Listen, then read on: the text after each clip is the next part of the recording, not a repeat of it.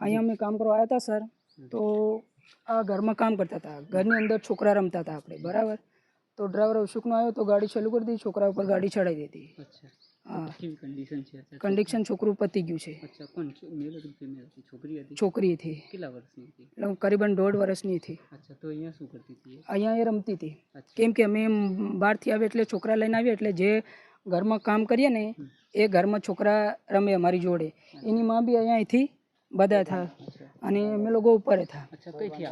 આ છોકરાને ઝૂલો રાખવા ઝૂલો બાંધતા હતા. તમે ક્યાંથી કામ કરવા આવો છો? અમે છંગામથી. શું છોકરીનું નામ શું છે, કેટલા વર્ષની ઉંમર છે? નામ શું સોરી એનસી કે એવું કંઈક છે, એ મને ખ્યાલ નથી. કેટલા વર્ષની ઉંમર? 1.5 વર્ષની છોકરી છે. શું માંગ કરી રહ્યા છો? એ હવે અમારા ગામડેથી બીજા માણસ આવે છે, એ બધા પછી એ શું કહેશે પછી ખબર પડે એમને.